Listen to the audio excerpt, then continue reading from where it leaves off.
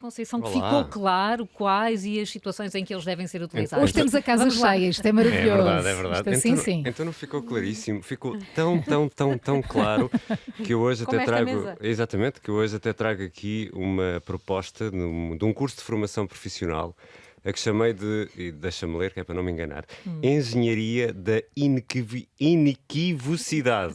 Ok? Não é fácil, vou tentar repetir. É preciso um curso. Engenharia da Inequivocidade. Isso Ok? é o quê? É muito fácil, meu caro Paulo. Ainda bem que perguntas. Ainda bem que faz essa pergunta. Muito fácil, muito fácil. É ser inequívoco naquilo que se diz e nas medidas que se tomam, porque já percebemos, e já percebemos aqui a história dos testes. E, Já percebeste? Não percebi, não. Só para não repetir aquilo que está em cima da mesa, eu imaginei este diálogo para conseguir poder ir mais logo ao futebol, ao Estádio da Luz, ou para ir a um Mas lar. vai cedo. Tem que ir cedo, que é, eu tenho uma prima médica, ou uma prima farmacêutica, que se chama Tita. E eu mando um WhatsApp à Tita e digo, Tita, eu fiz aqui um teste em casa, podes mandar-me um papel que é para eu conseguir entrar em qualquer lado. A Tita, que é muito certinha nestas coisas, diz-me, Kikas, manda uma pic com o teste, que é ou seja, uma fotografia com o teste. E eu mando a fotografia Ele por chama-se WhatsApp. Kikas lá em casa. Não, isto é só Kikas mesmo. Conceição. Isto é só mesmo Isto é efeito dramático. para efeito dramático, é só mesmo ficção. E ela envia-me o papel e eu fico com o papel com o teste feito em casa. É isto que eu percebo Da certificação. de tudo desta certificação do autoteste. LOL. Não é? É isto. Tita, manda-me o papel e lá vou eu para a bola. E há outra coisa muito, muito, muito importante no meio disto tudo, e vou-me calar já, que é, segundo o Jornal de Notícias, 35% dos concelhos em Portugal continental não têm farmácias para fazer testes rápidos à Covid-19 participados pelo Estado. Mais uma vez, tomam-se decisões a pensar em Campo de Ourique, em Alvalade, na Foz, nas Antas, e não se pensa no resto do país. Não se pensa, como já me mandaram uma mensagem há pouco, em Serpa, onde não há esta possibilidade de se fazer este teste. E onde é preciso ir visitar os nossos pais, os nossos avós ao hospital, ao lar, estar com as pessoas, acompanhá-las, depois deste tempo terrível em que estivemos afastados devido ao confinamento. E não se acautelam E isto. o Serpa com o Moura é importante, o derby. Exatamente. Lá vai Serpa, lá vai Moura. Mas Ricardo, esse é o habitual desvio. Ainda agora tivemos esse desvio da forma como se olha para o país com a discussão do centro de vacinação em Lisboa. Exatamente. É horrível porque só há um Não. em Lisboa. É preciso ir para o campo, para o Parque das Nações, imagina, a que pé. tem metro, que tem autocarro. Sim. Em quantos concelhos deste país é preciso mudar de concelho, Exatamente. andar de automóvel próprio ou de ir de táxi durante dezenas de quilómetros porque não para ir há a um centro de transportes saúde. públicos, para ir a um centro de saúde, para ir a uma farmácia, quanto mais para tomar Eu tenho esse vacina. caso com a minha mãe. E a reação Deus. aqui são só 15 km também, Sim. são 10 Mas aqui- minutos de mas carro, aqui, não é? neste Como caso- se toda a gente tivesse carro e possibilidade. Neste caso, os autotestes, o que me irrita mais, e irrita-me mesmo, foi que o Primeiro-Ministro foi muito claro quando apresentou as medidas em que não, a pergunta foi Foi colocada, inequívoco? foi inequívoco, completamente. Achas que fez a formação? Fez, e disse-lhe, não valiam os autotestes para ir a nenhum destes locais. E eu vi esta semana, na quarta-feira, no hospital, imensas pessoas no hospital privado a pagarem, porque não se aperceberam que era preciso para visitar pessoas, o teste, a pagarem 100 euros no hospital privado para fazer um teste PCR, porque estavam lá, pagaram, foram ver as pessoas. Não sabia nada. A regra, pelos vistos, foi publicada, a nova norma, na quarta-feira. Só ontem foi noticiada. Ela não está clarificada. Ainda não está. Esse é outro clarificada. ponto, não é? Há jogo logo à noite. Nós fizemos um trabalho que publicámos na terça-feira à noite, exatamente para tentar perceber. Todos os laboratórios e as farmácias tinham testes mais que suficientes. Já se percebeu que não têm, como era mais que óbvio. Há jogo esta noite, vão estar 65 mil pessoas. Há 2 concertos amanhã esgotados, o da Maluma Magalhães e o da Marisa. É óbvio que isto ia acontecer, parecia obviamente natural. E agora, de repente, parece que para ir ao estádio já vale um autoteste. Ainda se falava que era preciso ser na presença de um farmacêutico. Não é preciso na presença de um farmacêutico, é preciso que alguém esteja a ver o teste que tu estás a fazer. Eu gostava de ver como é que 65 mil pessoas vão fazer um teste com alguém a ver, já agora. Alguns devem ver os últimos 10 minutos do jogo. Manda uma mensagem à Manda prima mensagem. Tita. Pronto, à prima Tita. E a vergonha que é mudar as regras em cima da hora do jogo. Portanto, isto é impensável isto acontecer. Nada é claro do que este governo faz. Mudam as regras em cima do jogo. Os testes devem ter acabado e, entretanto, resolveram mudar. Isto é tudo uma confusão de uma tal ordem que eu acho absolutamente vergonhoso de pessoas que já fizeram testes, que andaram a pagar testes nestes últimos dias e que agora podem comprar um teste de 2,5€ na farmácia e pronto, e fazem na farmácia ou no supermercado e pedem à tita. Pronto. Mas eu acho que aqui o essencial é o seguinte: estas regras não fazem sentido. Ponto final, parágrafo. Para além disso. Eu acho que o problema principal é isto: estas regras não fazem sentido. E não há nenhum país da Europa que esteja a aplicar regras assim. A preocupação na Europa é vacinar, vacinar, vacinar. E ser claro em relação ao impacto da vacinação. O impacto da vacinação é: a vacinação não evita o contágio e protege da doença grave. E, portanto, as pessoas têm que continuar a ter cuidado com o contágio e, portanto, têm que continuar a ter as medidas de distanciamento social que tinham antes. Portanto, isso é que as pessoas devem fazer. Qual é o resultado que isto vai ter? O resultado que isto vai ter é assim: nós vamos multiplicar testes até ao infinito. Portanto, vamos apanhar mais casos de pessoas infectadas, assintomáticas, e vai haver mais esterismo porque vai haver mais casos. Portanto, os tais 8.000 casos no Natal serão normalíssimos com a quantidade de testes que se está a fazer. Quanto mais testar, mais apanham. Sei lá, com um número infinito de testados, ou até mais, vai aparecer imensos casos. E vamos continuar, como ontem havia uma notícia, com as linhas vermelhas dos hospitais, longíssimo de serem atingidas, com números de doentes, que a maior parte deles já se percebeu que as pessoas não estão a morrer de Covid, estão a morrer com Covid. Portanto, são situações em que a maior parte das pessoas isto não se justifica de maneira nenhuma. E, entretanto, cria-se algo que é grave, que é agora, neste momento o que precisava era de colocar o foco em fazer aquilo que não devia ter feito, que era remontar o sistema que desmontei de vacinação para ir à terceira dose a toda a gente. E a tempo. Agora as pessoas perguntam: mas para que é que eu vou tomar a terceira dose se para seguir me vão pedir teste por tudo e por nada? Esta é que é a questão. Para que é que eu vou tomar a terceira dose? Ou seja, o certificado digital deixa de valer.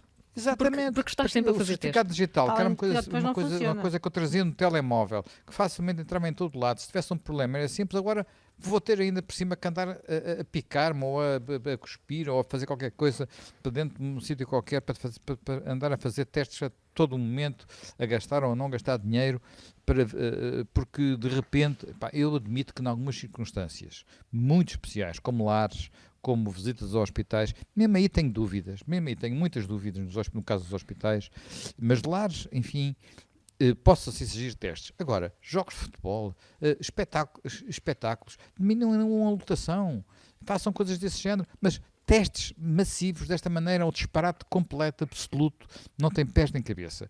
E isto vai criar, sobretudo, a percepção de que as vacinas, afinal, não serviam para nada. Portanto, porque as pessoas vão voltar... E quando o processo se arrastou e se atrasou, não é? Sim, Por isso claro. é que agora Quando estamos em pleno a dar a terceira dose. E agora, ainda nem se falou nos maiores de 40. Estamos a dar a terceira dose para as pessoas com mais de 65 anos. Com pessoas com mais de 65 anos. Não passámos ainda para baixo dos 65 anos. Passámos, a partir de domingo já podem ser mais de 50. Domingo, não é janeiro? Acho que é domingo.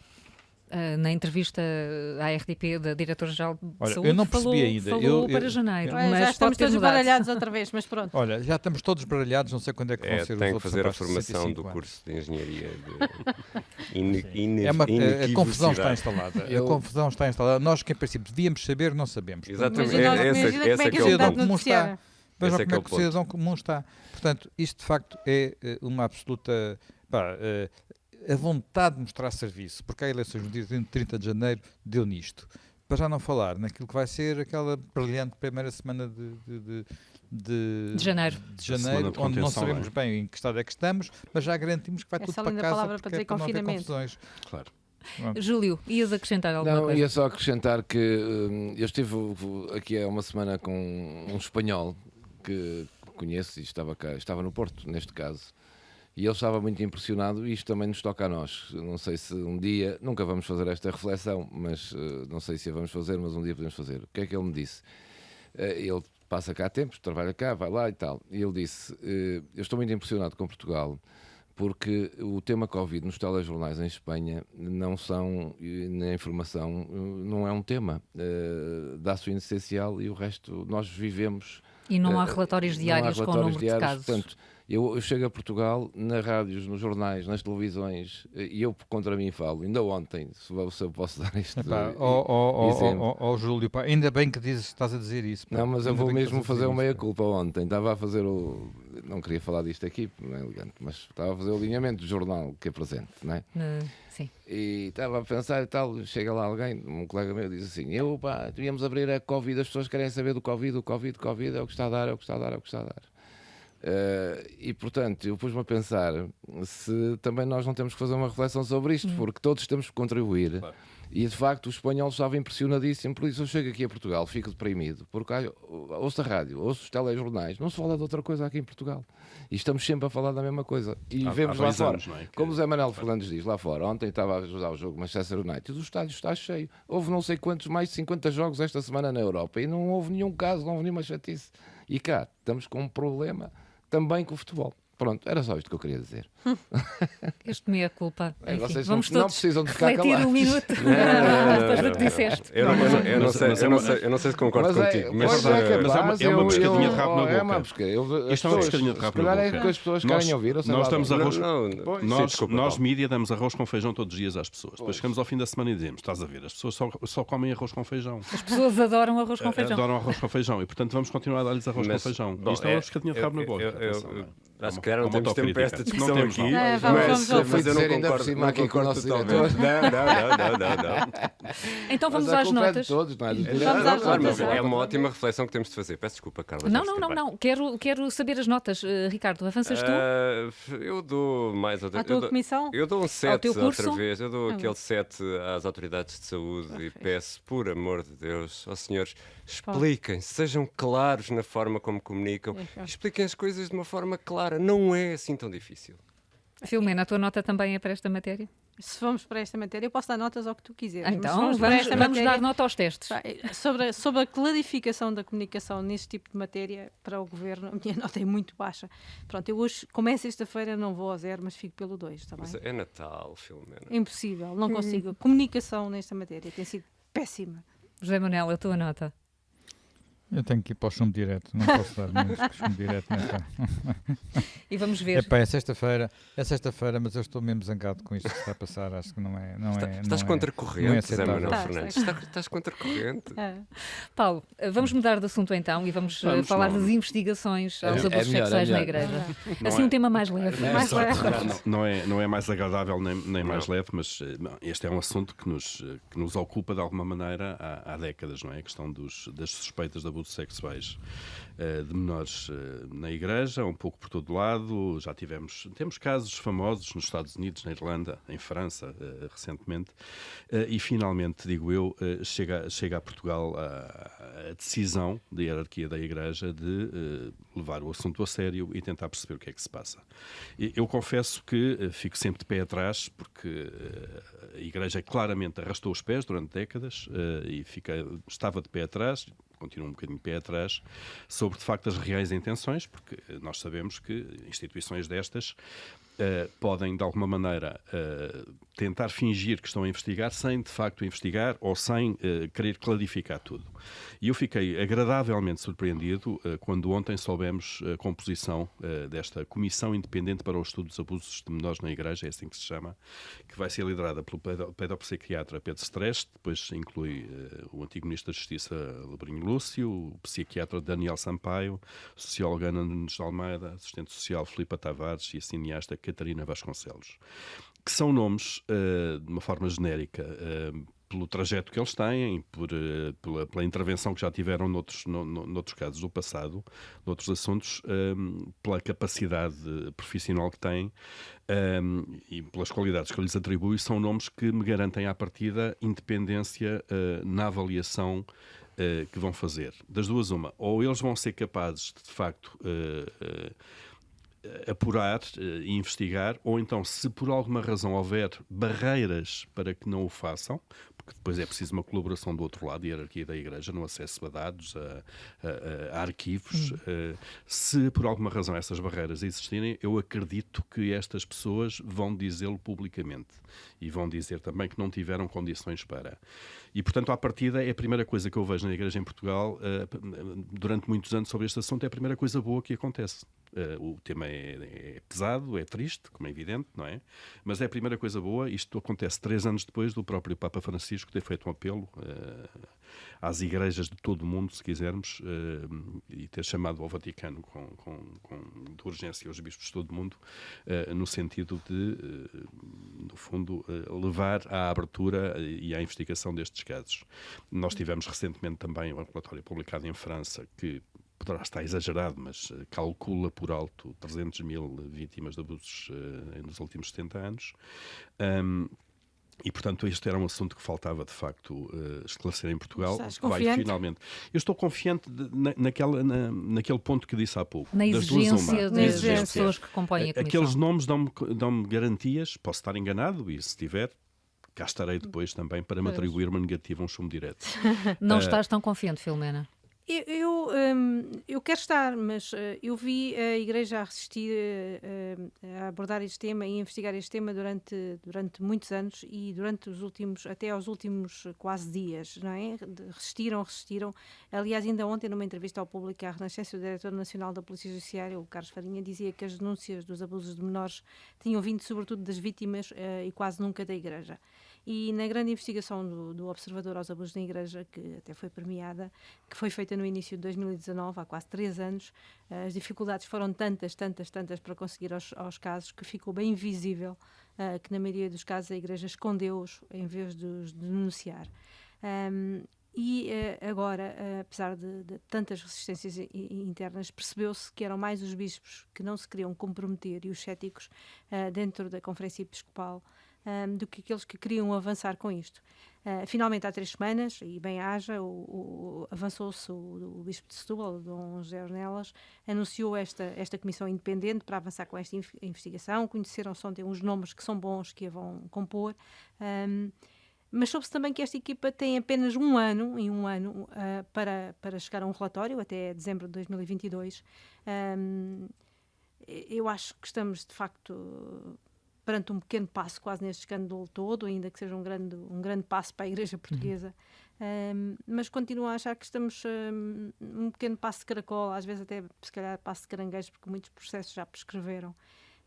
E este ano é óbvio porque há uma data importante, em 2023 vem cá o Papa para as Jornadas da Juventude, e é muito pouco tempo comparado com os quase 3 anos de investigação em França, os 4 na Austrália, por exemplo, desde 2015 que estão a investigar e continuam a investigar. E depois há a questão do financiamento. É verdade que foi dada a garantia total de liberdade e independência a esta equipa, e eu também acredito que se não houver essa liberdade, e eles prometeram, eles vão dizer alguma coisa.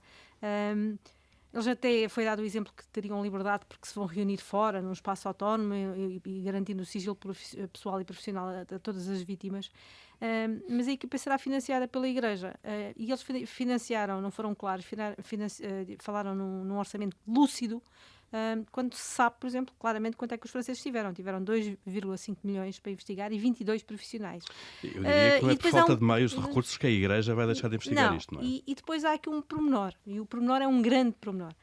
É preciso ter acesso aos 21 arquivos. Esse é um dos pontos essenciais aqui, de cada uma das dioceses católicas. É lá que estão enterrados os documentos importantes para esta investigação. E quem manda nos arquivos não é a Conferência Episcopal que avançou com esta investigação. É cada um dos bispos. E nós sabemos que eles não tiveram alinhados não estiveram todos de acordo para esta investigação. Portanto, eu vou ter fé. Mas ter fé. Mas esse é o ponto, Filomena. Esta equipa fica obrigada a denunciar as barreiras que venham a existir, caso queira ter acesso a documentos. Ricardo, tens reservas?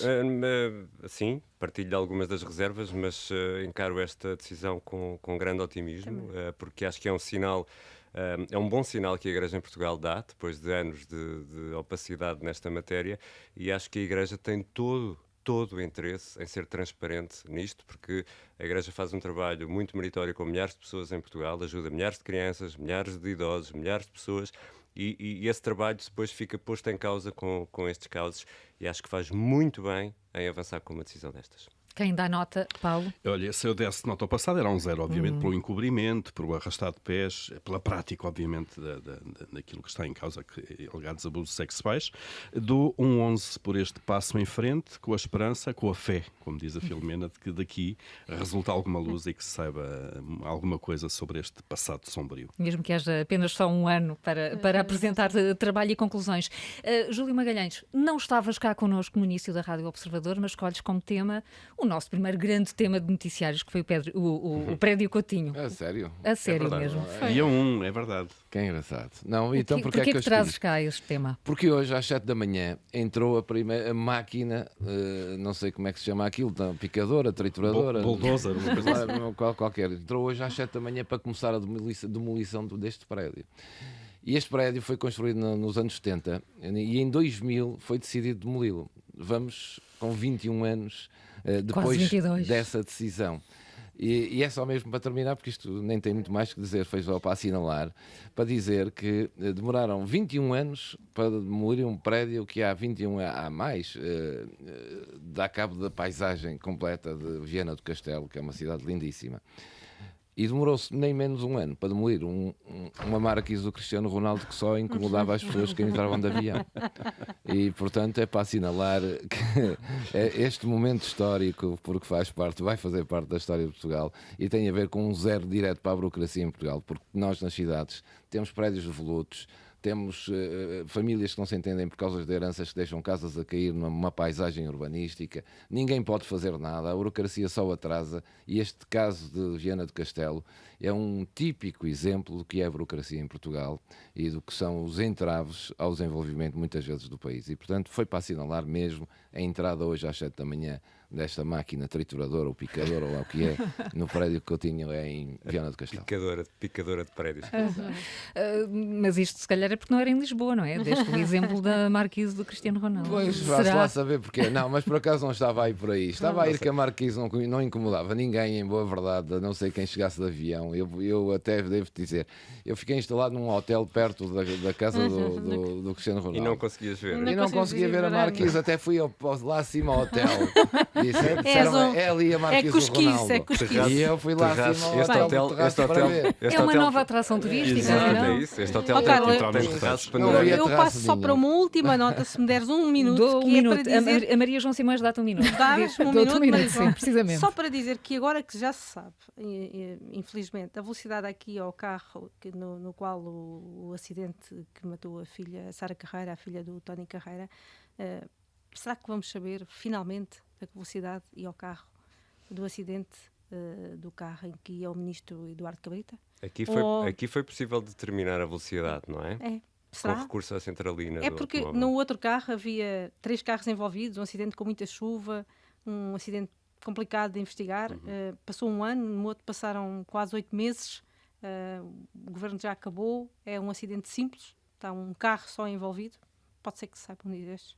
Ou não? É porque é o acidente mais indigno que eu já ouvi, mais de uma indignidade tão grande, envolvendo um membro do governo. Sobretudo o tratamento que o próprio deu. Temos 21 anos para saber disso. Vamos ver se vai saber a velocidade.